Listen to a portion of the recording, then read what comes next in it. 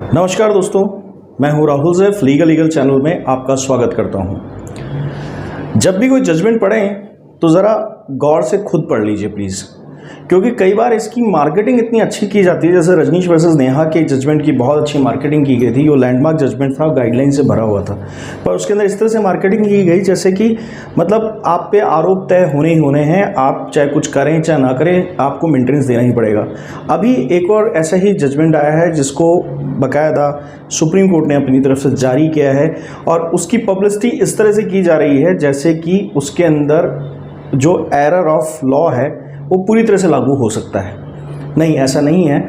यही जो जजमेंट्स हैं, अगर इनकी जो भी वेबसाइट्स हैं जहां से आप इनको लेते हैं और उनके ऊपर जो सनसनीखेज टाइटल्स जो होते हैं उन पे गौर ना करें, बजाय इसके कि जजमेंट को एक बार गो थ्रू करें, या फिर कोशिश करें कि हमें संपर्क करें अगर आपको ऐसे किसी जजमेंट को लेके कोई इरेलेवेंसी क्रिएट हो रही है और आपको विश्वास नहीं हो रहा कि ऐसा अविश्वसनीय जजमेंट आपके खिलाफ आ सकता है। तो ऐसे केस में, ज़्यादातर उन केसेस में जहां पर झूठे केसेस चल रहे हैं, फेस कर रहे हैं आप लोग, तब आपको ऐसी सूरत में एक पहल करनी होगी, इन जजमेंट्स को गो थ्रू करना होगा।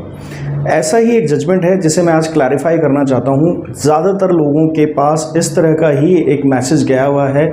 बहुत जगह मैंने वेबसाइट्स का लोगों का रेफरेंस जब देखा, लोगों ने मुझे भेजा कि सर देखिए इसमें लिखा हुआ है टाइटल कि अब जो है 1 साल की जो डीवी में लिमिटेशन है वो कभी भी नहीं लगेगी, पत्नी कभी भी लगा सकती है डीवी का केस।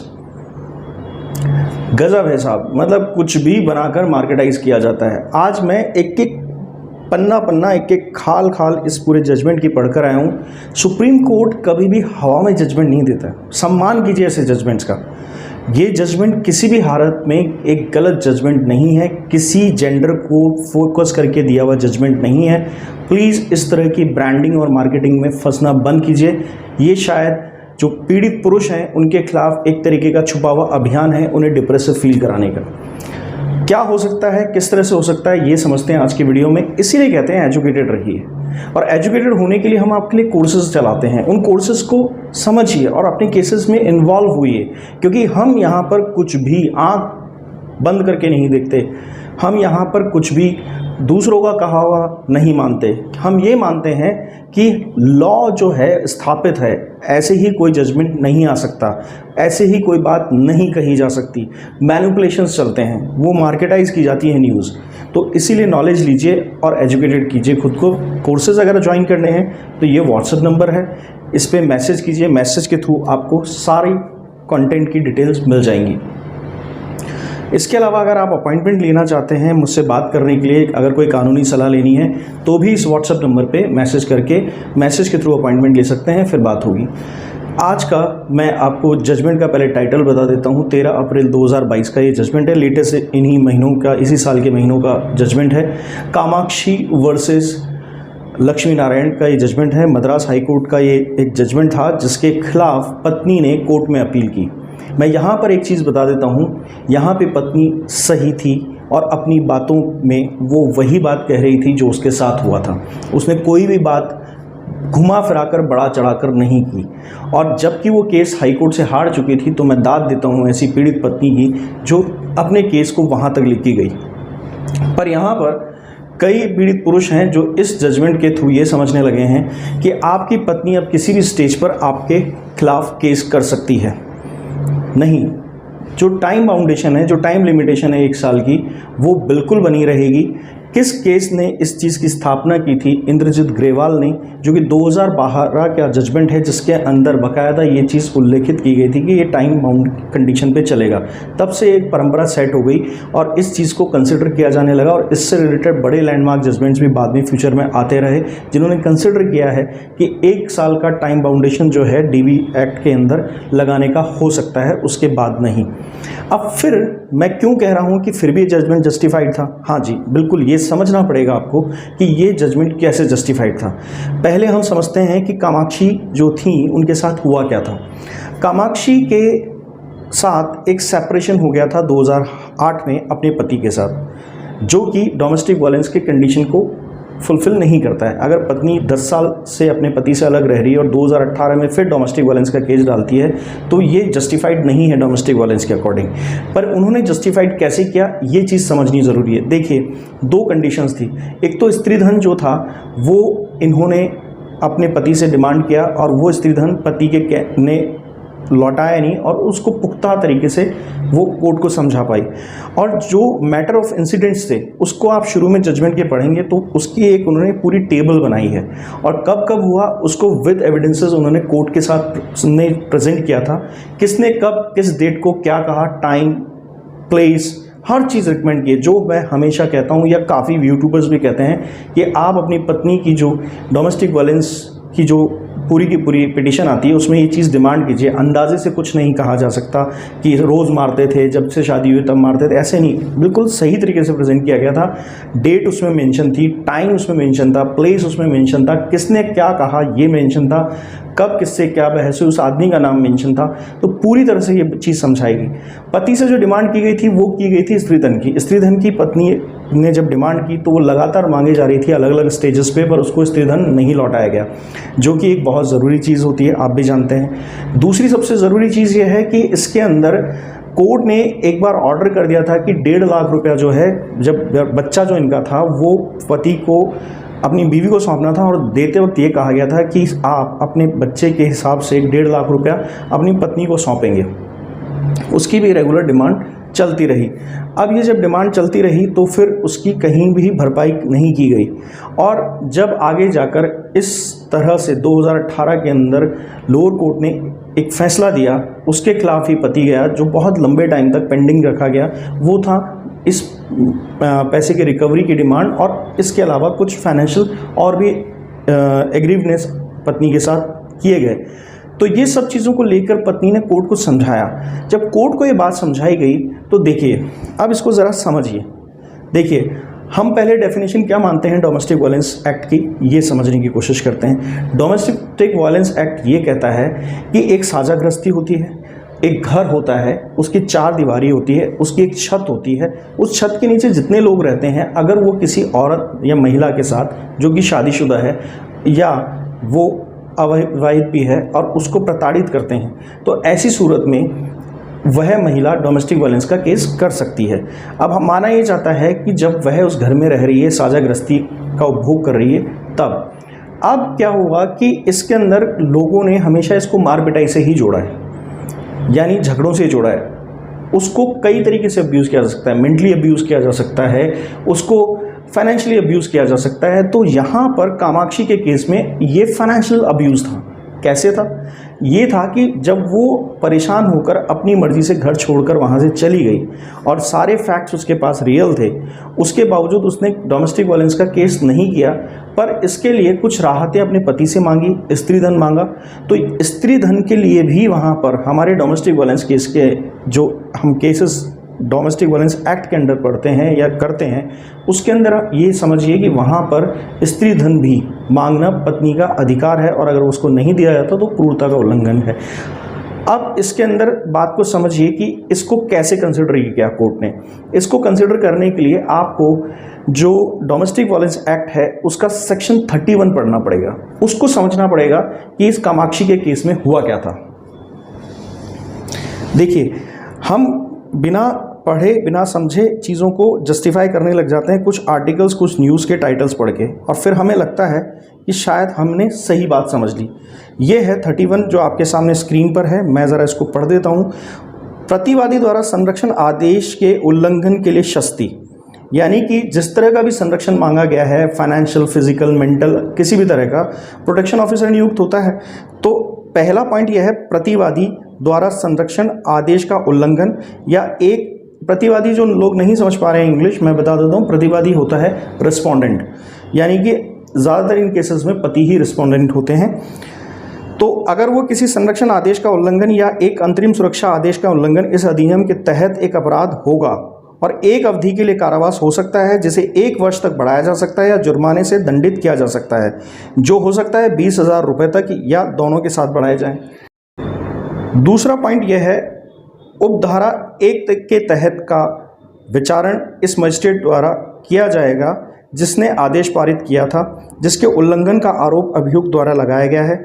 तीसरा पॉइंट कहता है उपधारा 1 के तहत आरोप तय करते समय मजिस्ट्रेट भारतीय दंड संहिता 1860 का 45 की धारा 498 या उस संहिता के किसी प्रावधान या दहेज निषेध अधिनियम 1961 28 का 28 के तहत भी आरोप तय कर सकते हैं। 1961 जैसा भी मामला हो, यदि तथ्य उन प्रावधानों के तहत किसी अपराध के होने का खुलासा करते हैं। यहाँ पर मैं आपको एक बात और समझा देता हूँ कि आपको यहाँ पर ये जो पूरी है जो सेक्शन 31 है, इसकी डेफिनेशन को समझने के लिए आपको एक बात समझनी पड़ेगी कि कंटिन्यूस जो है वो अब्यूज़ ऑफ लॉ हो रहा है या कंटिन्यूस ऑफेंस जो है वो कंटिन्यूस चल रहा है। अगर ये चीज़ है वहाँ पे तो जी हाँ, बिल्कुल पति अपराधी रहेगा। यहाँ पर था, स्त्री धन की डिमांड थी। यहाँ पर उल्लेख भी है कि 498A कि किसी प्रावधान का यहाँ पर भी उल्लंघन हो रहा है तो उसे भी कंसिडर किया जाएगा, जो कि 406 के साथ स्त्री धन की डिमांड की जाती है। तो 498A के उस पैटर्न को भी यहाँ यूज़ किया जा सकता है।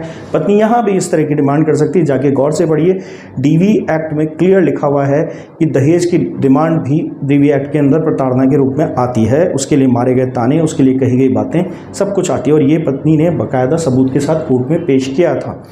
ये कंटिन्यूइंग जो ऑफेंस है, इसी चीज़ को बाकायदा डिफेंड नहीं कर सकता पति जब अगर उसकी सच्चाई सामने आ गई। यहाँ बात को समझिए, इसको डिफ्रेंशिएट कीजिए। यहाँ डिफ्रेंशिएशन ये है कि ये एक झूठा केस नहीं था, ये एक सच्चा केस था। इसके अंदर पत्नी डिफेंड कर पा रही थी अपनी बात को। इसमें कहीं भी इस जजमेंट में नहीं कहा गया है कि डोमेस्टिक वायलेंस एक्ट जो है वो किसी भी वक्त लगाया जा सकता है, झूठा भी नहीं। इसके अंदर ये है कि अगर ये कंटिन्यूएशन अगर दिखाई दे रहा है कि उसके साथ जो डोमेस्टिक वायलेंस की क्रिया की गई थी, जो उसका अधिकार था, जो उसको दिया गया है संरक्षण के रूप में, अगर उसकी अवहेलना जो सेक्शन 31 के अंतर्गत हो रही है तो फिर कंसिडर होता है, ये लिमिटेशन खत्म हो जाती है 1 साल की और इसके अंदर बाकायदा सज़ा का प्रावधान भी हो जाता है। इसलिए वो जो 2008 से 18 तक की जो इंसिडेंट था, जिसके अंदर पत्नी ने पूरी कोशिश की कि वो इस चीज़ को साबित कर सके और इसी ग्राउंड को वो लेके चल रही थी, ये कहानी अलग है।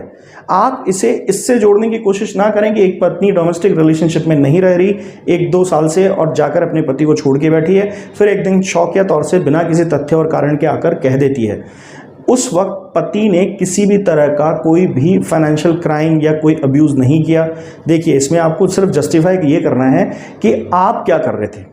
आप ये कर रहे थे झूठे केस में, आपको ये समझाना है कि आप अपनी पत्नी को लाने समझाने की कोशिश कर रहे थे। वो ये कहती है कि मुझे फाइनेंशियली क्रंच दिखाया गया, तो आप बता सकते हैं कि उसके अकाउंट में आप पैसा डालते थे या उसको सहयोग करते थे गृहस्थी में, या फिर वो ये कह सकते हैं जैसे पति पत्नी के अक्सर जॉइंट अकाउंट्स भी बन जाते हैं, या फिर आपने और भी कई तरीके के से अपनी पत्नी को पढ़ाया लिखाया, उस पर खर्चा किया, कुछ भी। इसके अलावा आप अपनी पत्नी को मनाने समझाने लेने गए, आप अपने बच्चों से मिलना चाहते थे, पत्नी ने नहीं मिलने दिया। आप अपनी पत्नी को कुछ पेमेंट ऑफर करते थे, कुछ पैसा ऑफर करते थे, उसने नहीं लिया। डीडी से, डिमांड से, किसी भी तरह से बच्चों के लिए गिफ्ट्स भेजे, उसने नहीं लिए। तो फिर ये जो आप सेट करना चाह रहे हैं, यानी आप अपनी जो मिस्टेक एट योर ओन वाला जो ऑप्शन आता है, यानी कि आप जानबूझ के अपनी गलती खुद कर रहे हैं और उसको सही करने के लिए आप उसके बाद उसके अंदर एक करेक्शन मोड लाना चाहते हैं एक केस लगा के, तो फिर ये जस्टिफाइड होता है। ये सब बातें जो आज तक डीवी एक्ट्स को लड़ी गई हैं, डीवी एक्ट्स को, झूठे डीवी एक्ट्स को डिफेंड करने के लिए लड़ी गई हैं, उनके अंदर ये सबूत दिखाए गए हैं। ये आज भी वैसे रहेंगे, ये हमेशा भी वैसे रहेंगे। मैं इसमें थोड़ा सा आपको और विस्तार से समझाने की कोशिश करता हूँ। फिर आपके स्क्रीन पर ये जो आपको 2 जजमेंट्स हैं जिनका हवाला स्पेशली दिया जाता है, स्पेशली जो पंजाब हरियाणा हाईकोर्ट का एक मैटर था, उसके अंदर भी ये कंसिडर किया जाता है और कई जगहों पर ये जो जहाँ से इसका प्रचलन आया, उन दोनों जजमेंट्स को आपको समझना होगा।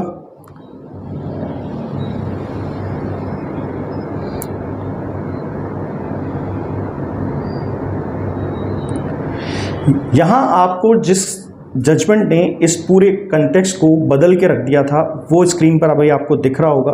वो है Inderjit Singh Grewal. After mutual consent divorce, DV जो है डाला गया पत्नी की तरफ से। तो कोर्ट ने हवाला दिया कि यहाँ पे लिमिटेशन नहीं बताई गई थी, इस तरह की लिमिटेशन नहीं है, क्योंकि वो पहले से यहाँ पर दोनों पति पत्नी डाइवोर्स कर चुके थे म्यूचुअल कंसेंट से। फिर पत्नी ने, जब वो उसकी एग्जिस्टिंग पत्नी रही नहीं, उसके अंदर कोई रिलेशनशिप रहा ही नहीं, तब उसने डीवी लगाया, तो वो लिमिटेशन वहाँ शो की गई। और इसी तरह से कृष्णा भट्टाचार्य जी एक और इसी तरह का जजमेंट है, जिसका यहाँ पर हवाला लिया गया evident from the paragraph 33 of the set decision. Court ने इसका हवाला देते हुए अपने जजमेंट में भी लिखा है, set decision the plea of limitation was rejected as the offence was found to be continuing one and such there was no terminal point from which date the limitation could be reckoned. देखिए, अब यहाँ समझिए, ये जो चीज़ आपके कही गई है, यही इस जजमेंट में यहाँ पर इसका ही रेफरेंस लेके, इस जजमेंट का रेफरेंस लेके ही प्रॉपर्ली समझाया गया है कि अगर वो कोई भी ऑफेंस है जो गलत तरीके से किया जा रहा है, जो सेक्शन 31 का उल्लंघन करते हैं डीवी एक्ट के, उसके अंतर्गत अगर आता है, तो फिर यहाँ पर कोई लिमिटेशन नहीं सेट की जाएगी, कोई डेट की लिमिटेशन कभी सेट नहीं की जाएगी। पर झूठे केसेस में ये कंसिडर होगा। ये थोड़ा सा फर्क करना सीखिए, ये पढ़कर पागल हो जाना कि हाँ साहब ठीक है। इसी चीज़ पे फिर आगे भी एक और बात कही गई, इसको भी समझ लीजिए कि कोर्ट ने लास्ट में अपना एक बाकायदा क्लैरिफिकेशन भी दिया है, we have not shall not be taken to have expressed any view on merits of the matter which shall be gone into independently at every stage। देखिए, यहाँ उन्होंने क्लियर किया कि हमें हमारे इस जजमेंट को इस तरह से कंसिडर नहीं किया जाए कि हम ये कहना चाह रहे हैं कि हर स्टेज पे, यानी कि जितनी स्टेजेस हैं केस की, उस पर किया जाए। बाकायदा इसके लिए जो लोअर कोर्ट है उसको फ्री छोड़ा गया है कि आप हर स्टेज को समझें, हर समस्या को समझें। यानी कि इसमें इनडायरेक्टली इंडिकेट किया गया है कि पति की समस्या को भी समझें। अगर वो फिर भी कोई क्लैरिफाई करता है अपनी तरफ से कि मेरा ये डिफेंस है, तो प्लीज़ उसको समझिए और उस चीज़ को कंसिडर करें। पर इसके अंदर लिमिटेशन को नहीं माना गया, क्योंकि पति यहाँ पर जो है बाकायदा एक ऑफेंस सेट कर रहे थे, एक गलती कर रहे थे, तो इसलिए नहीं किया गया। पर यहाँ पर ये चीज़ हो सकती है। अब मैं यहाँ पर अपनी तरफ से पहले आपको कुछ एडॉन्स देता हूँ। देखिए, पहली बात तो पत्नी जो है 10 साल से अपने पति को छोड़ के बैठी थी। पति चाहता तो डाइवोर्स की पिटीशन डाल सकता था, या फिर सेक्शन 9 डालकर कोर्ट को ये कंसिडर करा सकता था कि साहब मैं मेरी पत्नी को अपने साथ रखना चाहता हूँ। दूसरी चीज़, बच्चे से वो मिलने नहीं दे रही है, तो क्रूरता दिखा सकता था। सही केस था ये पत्नी का, फिर भी यहाँ गलतियाँ थी कुछ पत्नी की, तो वो ये चीज़ शो कर सकता था पति की, साहब मेरी तरफ से कोई गलती नहीं हो रही है, मैं चाहता हूँ मेरी बीवी मेरे साथ आकर रहे, या फिर मैं अपनी बीवी को फाइनली ये सुनना चाहता हूँ कि वो अपना फाइनल मेंटेनेंस लेके अलग हट जाए और एक डाइवोर्स डाल दे। ऐसी सूरत में उसने कुछ नहीं किया। तो जब ये सब चीज़ें चल रही थी, तो ये चीज़ें आप अपनी तरफ से गलतियां करते हैं। मेरे पास ऐसे कई केसेस आते हैं जब पति 10-10 साल 20-20 साल अपनी पत्नियों को बिना मिले रह रहे होते हैं, अलग रह रहे होते हैं। तो ऐसी सूरत में आप ये गलती कर रहे हैं, या तो पत्नी को लाने की कोशिश कीजिए, और नहीं ला सकते तो फिर छोड़ने की बात कीजिए। अगर म्यूचुअली डाइवोर्स नहीं दे रही तो आप डाइवोर्स डाल दीजिए। तो ये जो इस तरह की जो बारीकियां जो पकड़ के बाद में लोग बाग आपके सामने कुछ ना कुछ कंसिडरेशन करवा सकते हैं, वो चीज़ नहीं होगी। यहाँ पति के साथ ये गलती हुई थी। दूसरी चीज़ ये है कि वैसे भी एक टाइम लिमिटेशन बहुत लंबा हो चुका था। अब सुप्रीम कोर्ट के बहुत अच्छे जजमेंट्स आ चुके हैं पिछले 2020 के बाद से, जहां क्लियर कह दिया गया कि इतने सालों तक अगर पति पत्नी अलग रह रहे हैं तो उसमें रिश्ते में बचा ही क्या है कि जिसको हम शादी कहें। तो ऐसी सूरत में हम उसको शादी नहीं मान के, हम इसको आगे रिश्ता कंटिन्यू करने वाली पोजीशन मानते ही नहीं है, इसको खत्म कर दिया जाए, इस रिश्ते में कुछ नहीं बचा है, और इस तरह से कंसिडर किया जा सकता है। पर क्या है कि पहले तो आप गलती कर दो और फिर उसके बाद उसका करेक्शन करने के लिए आप टाइम लिमिटेशन और ये करके हाँ बाकी लोगों के लिए और समस्या खड़ी कर दो कि जब सुप्रीम कोर्ट उस पर तीखे तेवर दिखाए। पर इसको इस तरह से इस केस को कंसिडर नहीं किया जाए। सुप्रीम कोर्ट ने अभी भी अपने रास्ते खुले रखे हैं कि अगर झूठे केसेस लगाए जा रहे हैं तो वहाँ टाइम लिमिटेशन की भी बात होगी, वहाँ पर जो एक शेयरिंग हाउस होल्ड है उसकी भी बात होगी, उन लोगों की भी बात होगी जिन पे झूठे केसेस लगाए गए हैं। कभी कोई पिक्चर चेंज नहीं हुई है, कुछ ऐसा नहीं हुआ है इस जजमेंट से कि इसको एक लैंडमार्क जजमेंट बनाया जाए या कहा जाए चेंज हो गया है पूरा डीवी एक्ट। नहीं साहब, कुछ नहीं हुआ है।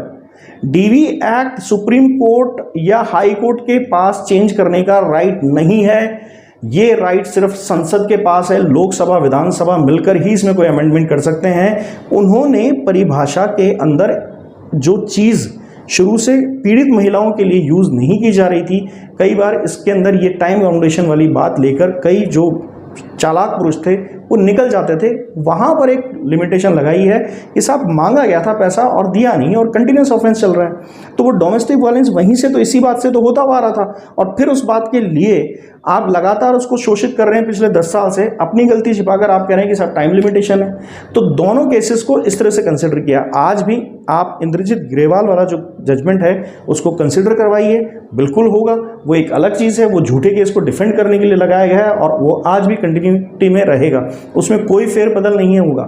इसलिए बिल्कुल समस्या में मत आएं, घबराएं नहीं कि ऐसा कोई जजमेंट आ गया है तो इससे साहब इसके अंदर टाइम लिमिटेशन खत्म हो गई, ये वो हो गई, ऐसा कुछ नहीं है। टाइम लिमिटेशन वहीं खड़ी है। ये मैटर बनाया गया था कंटिन्यूस ऑफेंस ऑफ क्राइम के लिए, कंटिन्यूटी में था, इसलिए बाकी इसको लेकर चिंतित ना हो, ऐसा कोई परिस्थिति नहीं बनी है। आप जो शुरू से पालन करते आए हैं कि 1 साल की लिमिटेशन रहती है डीवी एक्ट में, वो लागू हुई। जिस पे लेट डीवी एक्ट लगा है 1 साल 1.5 साल पत्नी दूर रह के गई है और कोई सबूत नहीं बता पा रही है, बस आकर कहानी नरेट कर दी और उसके बाद इस तरह से सुचिता ने जिस तरह से ये चीज़ कही, ऐसी कोई चीज़ नहीं है, तो फिर आप आराम से अपने केस से बाहर आ सकते हैं। दोस्तों, फिलहाल मैं यही कहूँगा कि अगर ये चीज़ समझ में आई है तो आप अपने केस में इस केस को किस तरह से कंसिडर कर सकते हैं, इस जजमेंट को कैसे कंसिडर कर सकते हैं, मुझे कमेंट सेक्शन में ज़रूर बताइएगा। सब्सक्राइब कीजिए, आपके हाथ में ही मोबाइल है, यहाँ लाल कलर का बटन दबा दीजिए, बात करते करते ही आप सब्सक्राइब कर देंगे। लाइक कर दीजिए, शेयर कर दीजिए वीडियो ज़्यादा से ज़्यादा लोगों को, जिससे ये गलतफहमी दूर हो जाए जो एक गलत प्रदूषण फैला रही है। Thank you.